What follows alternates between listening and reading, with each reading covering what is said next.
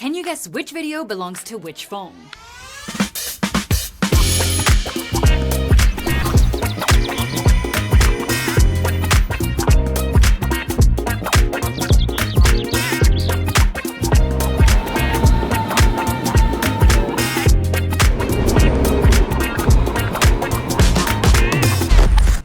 So, do you think you've got it now? We're gonna reveal which videos belong to which phone in just a moment, but first let's dive a bit deeper and break down which phone really does cinematic mode better, the iPhone 17 Pro Max or the Galaxy S26 Ultra. Hey, I'm Olive, your host here at Versus.com. Alright, let's start with shots of me moving towards the camera. You'll notice right away that phone A has a more diffused background, but to be fair, you can adjust the blur intensity on either phone. Other than that, both track my face very precisely and increase the blur as I approach the lens, which is exactly how a professional camera would behave. However, once I get really close, you can see the edges start to get a little soft. We set up some tricky scenes for these two with a ton of depth layers, and honestly, both held their own. Phone A produces more pleasing bokeh, which are those circular highlights in the background, while phone B does a better job separating the foreground from the background. In the second clip where the camera approaches me,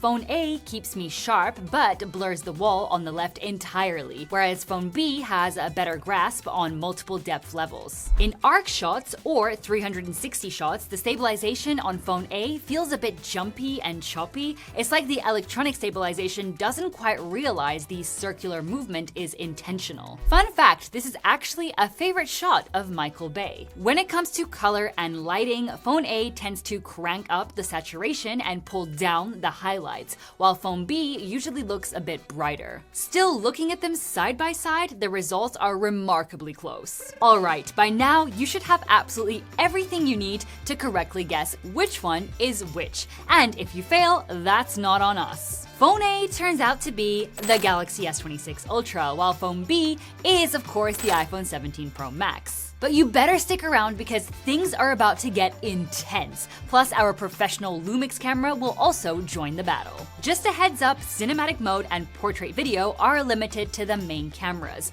These are a 200 megapixel sensor on the Galaxy and a 48 megapixel sensor on the iPhone, and both are capped at 4K 30 FPS for these specific video modes. These are what we call reveal shots, and they're great for making a scene feel more dynamic or giving the viewer a better sense of the environment. In transitions with simple foreground objects, both phones perform well, but the iPhone handles the focus shift much smoother, which looks more professional. When we raise the bar with more complex objects, the iPhone blurs out the entire scene for a split second before locking focus on me. The Galaxy keeps the transition much more consistent this time, although it did fail to correctly blur the book boxes further in the background. Now this one is an extreme scenario and both phones struggle to decide what to focus on while the lens is aimed at the plants. However, the moment my face is visible, both lock on reliably. For this specific shot, the Galaxy was the only one that correctly blurred the glass and the reflections behind me. But you shouldn't just take our word for what a professional camera looks like. So here is our LUMIX S5 Mark II, and you're going to want to see how a dedicated sensor basically destroys both of these phones. So this is a full body shot, and that extra distance from the lens actually helps both the Galaxy and the iPhone mask those rough edges around my hair or my nose when I'm looking to the side. However, the second the LUMIX steps in, you can see a massive jump in fidelity. This isn't synthetic or AI blur, this is all real blur created by a much larger lens and sensor. You can also see how much richer the contrast is here. Getting closer for this half body shot, the background bokeh on the Galaxy actually looks a bit more similar to the LUMIX, though once again, the edge detection on both the Samsung and the iPhone starts to look a little too smudgy. The LUMIX is really just here to remind us that there's no real replacement for physics and a massive lens. It gets even more intense when you get really close. At this range, the Galaxy and the iPhone basically have zero chance against the LUMIX,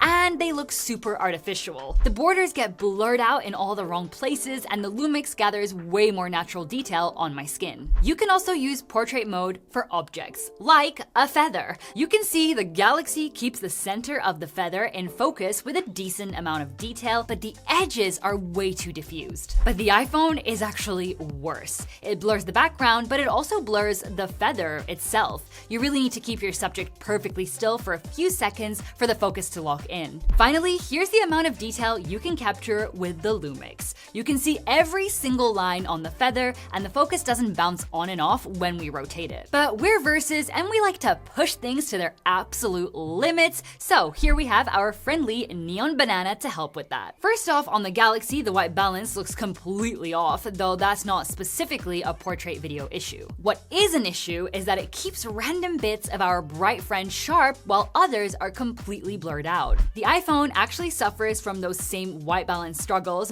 but it does keep most of the banana sharp. However, it keeps the background sharp on the left side of the inside of our potassium friend. And I know you were waiting for it, so here it is, the LUMIX showing everyone how it's done. First of all, it has zero white balance issues, and the focus stays locked on that banana like a face hugger. But before we wrap up, there's one last secret tip that will make your cinematic videos look so much better. Editing is what really makes your videos feel cinematic, if that's the vibe you're going for. Luckily for you, both of these phones offer pretty robust built-in editors, so you can fine-tune the lighting and color, or just slap on a quick filter for instant results. Both editors give the advantage of letting you switch the focus area of your clips after the fact, but on top of this, the Galaxy lets you add slow motion for a more dramatic feel. The best part? All of these edits are non-destructive, so you can undo them whenever you want. So with just a few taps, your cinematic videos can go from this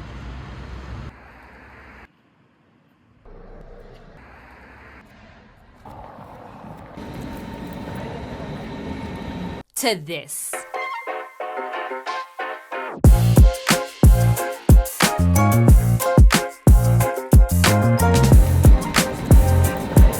Of course, if you want to dive deeper, you have more professional apps like LumaFusion available on both Android and Apple devices. Putting all of this information together, we can safely say that portrait video is a practical tool for giving your content a much more polished look with very little effort. These phones both do a fantastic job, though you really have to know where the boundaries are. As you saw, close-ups can end up looking pretty artificial, so try to keep a greater distance from your subject when filming, whether that's people, objects, or even pets. Also, keep in mind that videos filmed in these modes look much better on smaller displays, like the phone you're probably holding right now. If you are watching this on a computer or a TV, pretend we didn't say that. So, if you ask us which one is the winner, we have to say both have their pros and their cons, and a real camera like our LUMIX won't be replaced anytime soon, given how physics works. But then again, you can't fit a professional camera in your pocket. If you want to see what else the Galaxy or the iPhone can do, go check out our full comparison right here. In the meantime, let us know what kind of content you've been making with cinematic mode. We definitely want to hear your creative ideas. Also, remember that you can join our community by hitting the join button below for exclusive videos and perks. And here's a special shout out to our latest Ultra members,